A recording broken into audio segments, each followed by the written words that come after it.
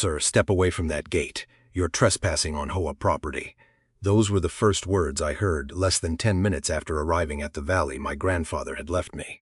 The woman shouting them wore a tailored crimson suit that stood out against the sea of green pasture behind her. She held a thick clipboard under one arm as if it carried the weight of federal law. A polished name badge identified her as Diane Mercer, president of Valley Ridge HOA. She didn't introduce herself. She didn't ask who I was. She simply pointed toward the gravel road leading into the valley and motioned for one of the sheriff's deputies standing beside 2 patrol subs. "I've warned him twice," she announced loudly enough for everyone nearby to hear. "He's attempting to enter private HOA property." I looked past her. Beyond the white ranch gate stretched nearly everything I'd dreamed about during the long probate process. Rolling meadows disappeared into gentle hills. A creek shimmered beneath the afternoon sun. Hundreds of cattle grazed lazily across open pasture. Old oak trees lined the ridge exactly as they had in the faded photographs hanging in my grandfather's study. It was beautiful, it was peaceful, and according to the woman screaming in front of me, it somehow belonged to her HOA. The deputy stepped closer, resting one hand near his duty belt, not threatening. "Just cautious, sir," he said politely. "Do you have any identification?" I handed him my driver's license without hesitation. He glanced at it. "Mr. Carter, that's me. And what's your reason for being here today?" "I came to see my property." The sentence made Diane laugh. Not a nervous laugh, a loud, mocking laugh designed for an audience. Several homeowners had gathered near the clubhouse entrance across the road. Golf carts slowed to watch. A landscaping crew stopped working. Within seconds, half a dozen phones were pointed in my direction. "This is exactly what scammers say," Diane declared. "Every few months somebody claims to own something around here." She flipped through papers on her clipboard before pulling out a brightly colored map. "Our HOA purchased and developed this valley years ago," she continued confidently. "Every acre is private community property." She held the map up for the deputy to see. Color-coded lots, walking trails, fishing ponds, the clubhouse. Even a children's playground. Everything was neatly labeled beneath the bold title, Valley Ridge Private Community. She turned the map toward me with a smug smile.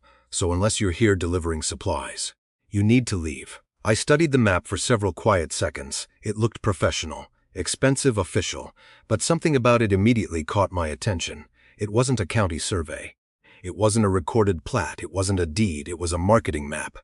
The kind developers handed out to potential buyers. I almost smiled.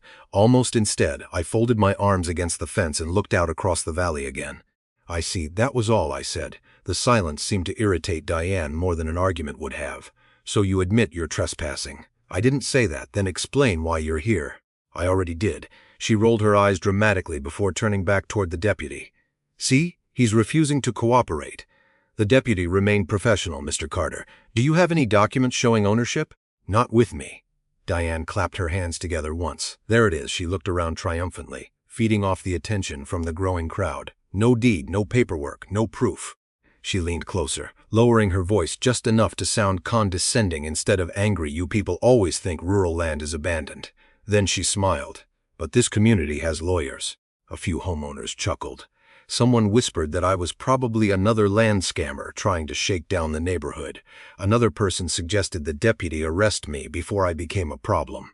I let them talk. Years working as a civil engineer had taught me something valuable. People reveal far more when they believe they've already won. I didn't argue. I didn't raise my voice.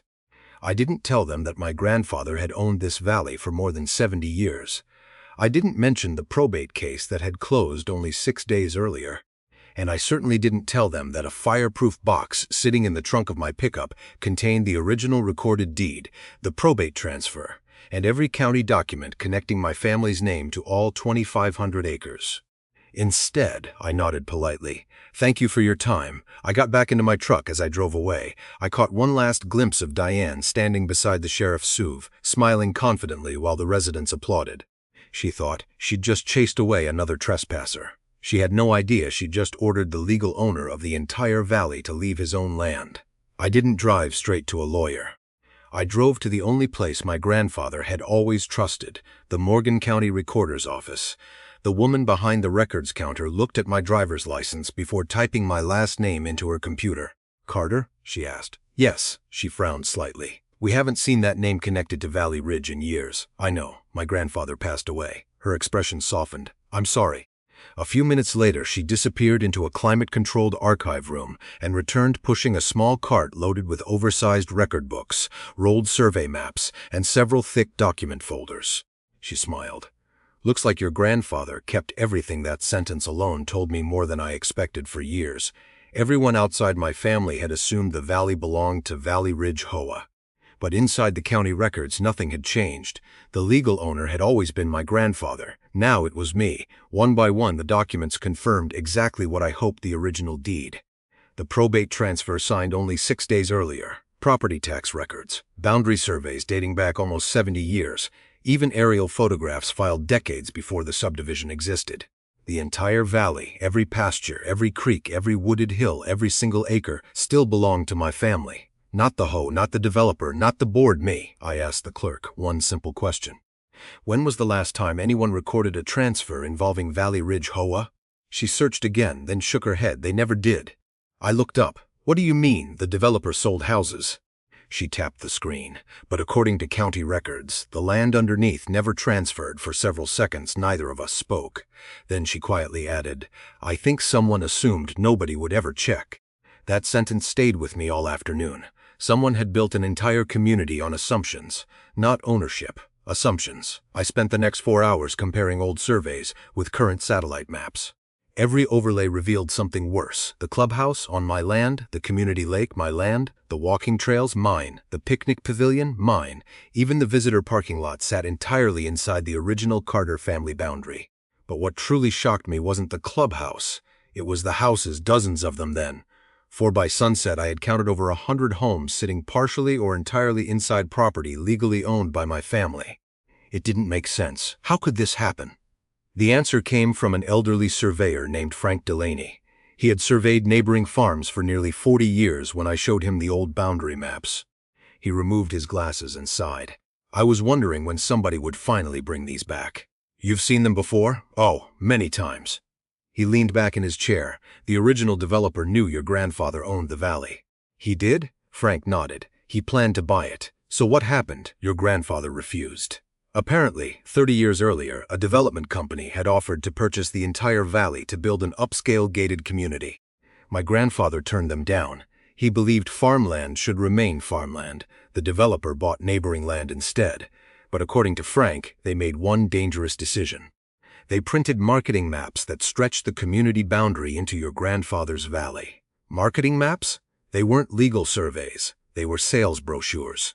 I immediately remembered the colorful map Diane had proudly waved in front of the deputy. The same oversized roads, the same artificial property lines, the same fake boundary. It had never been an official county document. It had simply been repeated so many times that people eventually accepted it as fact. Generation after generation of homeowners inherited the lie. Board members changed, property managers changed, even HOA presidents changed, but nobody ever compared those glossy brochures with the actual county records. Until now, Frank folded the old survey carefully before sliding it back across the table. They didn't steal the valley overnight. They borrowed it one assumption at a time, driving back toward town. I finally understood why Diane had sounded so confident. She wasn't pretending. She genuinely believed the valley belonged to the HOA. That made the situation far more dangerous. People willing to commit fraud can sometimes be reasoned with. People acting on decades of false certainty usually fight much harder. And something told me Diane wasn't about to give up quietly. She had already embarrassed herself in front of half the neighborhood. Sooner or later, she would try to prove she was right. And every step she took would leave another piece of evidence behind. The next morning, I hired the one person Diane Mercer never expected me to call a licensed land surveyor. Not just any surveyor. Harold Benson had spent nearly 45 years surveying ranches, farms, and commercial developments throughout Morgan County. His signature appeared on hundreds of legal boundary corrections accepted by the county courthouse. If anyone could settle this once and for all, it was him. Harold arrived wearing faded blue jeans, dusty work boots, and an old canvas hat that had clearly seen better days. He looked more like a retired farmer than someone capable of dismantling an entire HOA. He unfolded my grandfather's original survey across the hood of my truck. Then he compared it with the county GIS records. Without saying a word, he slowly smiled. "This is going to upset a lot of people." That wasn't exactly the answer I expected. "You've already figured something out?" Harold nodded. "Oh yes," he pointed toward a faded handwritten note in the corner of the original survey. "Most people never notice this." I leaned closer. Stamped beneath the survey was a county certification dated 1954. Next to it sat a handwritten amendment filed in 1978 after my grandfather expanded the ranch by purchasing an additional section of land from a neighboring family. That amendment added nearly 600 acres, including the very ridge where Valley Ridge HOA had later built its clubhouse. "No wonder their maps never matched," Harold muttered. "They've been using the wrong boundary for decades." For the next 6 hours, we walked nearly every major property line. Harold located original iron survey pins that had been buried beneath weeds for years. Every marker matched the county records perfectly. The HOA entrance, 30 feet inside my land, their decorative stone monument, mine, their visitor parking area, mine, their community gardens, mine the deeper we went into the valley. The worse it became. By late afternoon, Harold stopped beside the clubhouse parking lot. He pulled a GPS receiver from his truck and confirmed the coordinates 3 separate times. Then he looked directly at me. "You need to see this." He opened his tablet. Using county parcel overlays, he highlighted every structure built inside my family's legal boundary. The screen filled with red outlines: clubhouse, swimming pool, fitness center, maintenance barn, walking trails, fishing dock, playground, even part of the HOA administration office. Then came the homes, one after another. Every click revealed another property crossing onto my land. 30 homes, 50 homes, 80 homes, 112. Harold finally set the tablet down. "I've never seen anything like this." Neither had I. Had expected a few disputed lots. Maybe a trail, possibly the clubhouse instead. An entire community had expanded across land it never legally owned. I stared at the screen in disbelief. How could title companies miss this? They probably didn't. Harold surprised me again. "What do you mean?" "The first phase of the subdivision stayed outside your grandfather's boundary." He zoomed in on older development maps. "Everything changed during phase 2. Developers kept building farther into the valley. Instead of correcting the surveys, they simply reused the same promotional maps buyers had always seen. Nobody questioned them. Not the HOA, not new homeowners, not even most county inspectors. Everyone trusted paperwork that had never been recorded as legal ownership." By early evening, my attorney, Rebecca Lawson, joined us at the survey site. She spent almost an hour reviewing every document Harold had assembled. When she finished, she closed the binder and looked at me. "Legally speaking, this isn't a boundary dispute." "It isn't," she shook her head. "A boundary dispute happens when 2 legal descriptions overlap." She tapped the original deed. "This deed doesn't overlap with anything." Then she tapped the HOA plat. "The HOA simply never acquired title to this land." "So what does that mean?" Rebecca answered without hesitation. "It means every structure built inside these boundaries was constructed on property your family still owns." The weight of those words settled over all 3 of us, she continued. "Before we file anything, we need to document everything exactly as it exists today." Harold nodded. "I've already started." For the rest of the afternoon, we photographed every entrance sign, every fence, every recreational facility, and every structure sitting inside my legal boundary. Every image was time-stamped. Every GPS coordinate was recorded. Every survey marker was documented. By sunset, we had assembled a binder nearly 4 inches thick. Rebecca placed the completed file into a large evidence box before closing the lid. Then she smiled for the first time all day. "Diane Merkerser thinks this is an argument." She gently rested her hand on the binder. "But this is evidence." As I watched the sun disappear behind the western ridge, I realized something important. I no longer needed to convince anyone that the valley belonged to me. The documents would do that themselves. The only question left was how the HOA would react once they discovered their entire community had been standing on someone else's land all along. Rebecca insisted we stay silent. "No emails, no phone calls, no social media," she told me. "Let them make the next move." It didn't take long. 3 days later, an overnight delivery arrived at my temporary motel. Inside was a thick envelope from Valley Ridge HOA's law firm. The letter demanded that I immediately stop harassing homeowners, remove myself from HOA property, and refrain from making what they called fraudulent ownership claims. At the bottom was a deadline, 48 hours. Otherwise, the HOA would seek a court injunction against me. I couldn't help smiling. They had just put every false claim in writing. Rebecca smiled too. "They're building our case for us." Instead of responding, she filed the letter into our evidence binder. Then we waited. The following Saturday, Valley Ridge held its monthly HOA board meeting. Rebecca already knew about it because state law required the agenda to be publicly posted. One item immediately caught her attention: Emergency vote, legal action against trespasser claiming HOA property. The trespasser was me. Rebecca looked at me. They're making this public, so should we? That afternoon, we walked into the community clubhouse carrying 3 large document cases. The room fell silent. Nearly 200 homeowners filled the chairs. At the front of the room sat Diane Mercer and the entire HOA board. The moment Diane saw me, she pointed toward the exit. "I told you before," she snapped. "You're not welcome on HOA property." Rebecca calmly placed a business card on the table. "Rebecca Lawson, attorney for Mr. Carter." Diane's confidence didn't disappear. It actually grew. "Oh good," she laughed. "Now we can settle this in front of everyone." She turned toward the audience. "This man is trying to steal your neighborhood." Murmurs spread across the room. Several homeowners nodded. Others crossed their arms and stared at me with open hostility. Diane lifted the same colorful community map she had shown the sheriff days earlier. "You've all seen this," she pointed dramatically across the paper. "Our neighborhood, our clubhouse, our lake, our valley. We've maintained this property for decades." Applause erupted. She smiled proudly. Then she looked directly at Rebecca. "If your client has one legitimate document proving otherwise, I'd love to see it." Rebecca didn't answer immediately. Instead, she quietly opened the first document case. Inside were certified copies of county records, original surveys, property tax histories, probate filings. Every page carried official county seals. She handed the first document to the county clerk seated near the back of the room. The clerk examined it, then nodded. "It's authentic." The applause stopped. Rebecca opened the second case. Harold Benson walked forward, carrying his GPS survey equipment. Many homeowners recognized him immediately. He had surveyed land throughout the county for decades. Diane frowned. "What is this supposed to prove?" Harold plugged his tablet into the projector. The room lights dimmed. A large aerial image of Valley Ridge appeared on the screen. Then he overlaid the official county parcel map. A thick red boundary slowly appeared. Gasps echoed throughout the clubhouse. The clubhouse itself. Inside the red boundary, the swimming pool. Inside, the walking trails. Inside, the community lake. Inside. Then Harold clicked again. One by one, houses turned red. 10, 30, 60, 90, over 100 homes. Nobody spoke. The silence became almost uncomfortable. Diane finally stood up. "That map is wrong," Harold calmly replied. "It's the county's database." She pointed toward the projector. "Our developer's survey says otherwise." Rebecca finally spoke. "May we see that recorded survey?" Diane froze.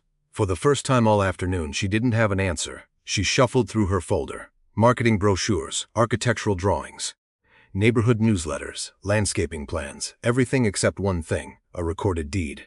Rebecca waited patiently. "So can the HOA produce a single recorded document showing ownership of Mr. Carter's Valley?" Nothing. The room remained silent. One homeowner slowly raised his hand. "I bought my house 20 years ago." Another stood. "My title company never mentioned this." A third homeowner asked the question. Diane had desperately hoped nobody would say out loud, "If the HOA never owned the land, what exactly have we been paying for?" Diane's face turned pale. The confidence that had carried her through the meeting disappeared almost instantly. She looked toward the board members. None of them met her eyes. Some stared at the floor. Others quietly closed their binders. Rebecca reached into the final document case. This time she didn't remove another survey. She removed a court filing, already stamped by the county clerk. She slid it across the table toward Diane. "This isn't an argument anymore. It's a legal action." Diane glanced at the first page. Her hands began to shake. The title read, "Complaint for Trespass." Quiet title, and injunctive relief. The room erupted into panicked whispers, but Rebecca wasn't finished. She looked around the clubhouse before calmly delivering one final sentence. "And on Monday morning, the sheriff will receive a copy too."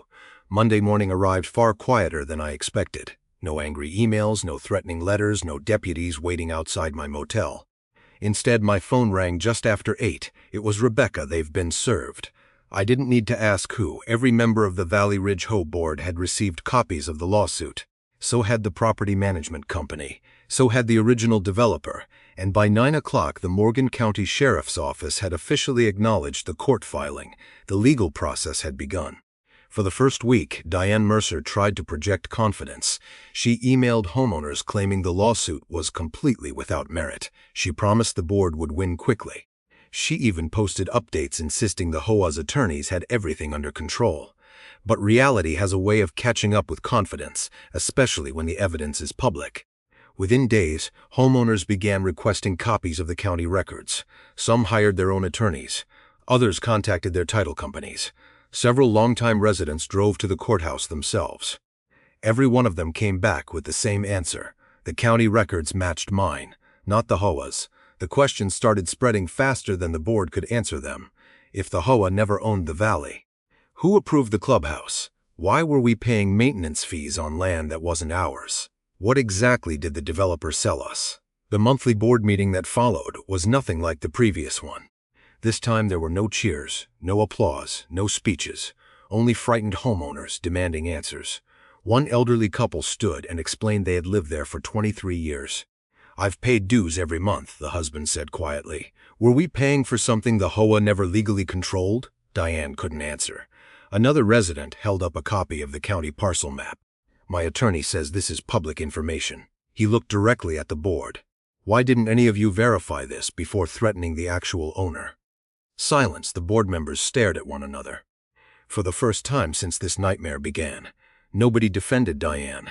2 board directors quietly resigned before the meeting ended. The property management company terminated its contract with Valley Ridge less than a week later. Then came the developer. Under pressure from homeowners, insurance companies, and county officials, the development company agreed to mediation. Their attorneys knew exactly what the surveys showed. There would be no courtroom miracle. The evidence was overwhelming. Rebecca asked me a simple question. "What do you actually want?" I looked out across the valley through my truck windshield. The answer surprised even me. "I don't want families thrown out. I want the fraud to stop." Most of the homeowners weren't villains. They had purchased homes in good faith. Many had invested their life savings. They were victims, too. The people responsible were the ones who knowingly ignored the truth. During mediation, we reached an agreement. The developer would purchase the occupied portions of the valley from me at fair market value. Every dollar would be based on independent appraisals. The sale also required something far more important, a complete restructuring of the HOA. Diane Mercer, every remaining board member involved in the false ownership claims, and the original property manager, all resigned permanently. The new HOA bylaws required independent verification of every future land transaction, annual public access to county property records, and complete financial transparency. The sheriff officially closed the trespassing investigation against me. His office also issued a written statement confirming that I had been the legal owner of the valley throughout the entire dispute. A week later, I drove back through the same front gate where Diane had once ordered me to leave. This time, nobody stopped me. The old HO sign had already been removed. Workers were installing a new entrance marker. It didn't mention ownership. It simply welcomed visitors to Valley Ridge. Beyond the gate, the valley looked exactly as my grandfather had remembered it. The cattle still grazed peacefully. The creek still wound through the meadows. The old oak trees still stood watch over the hills.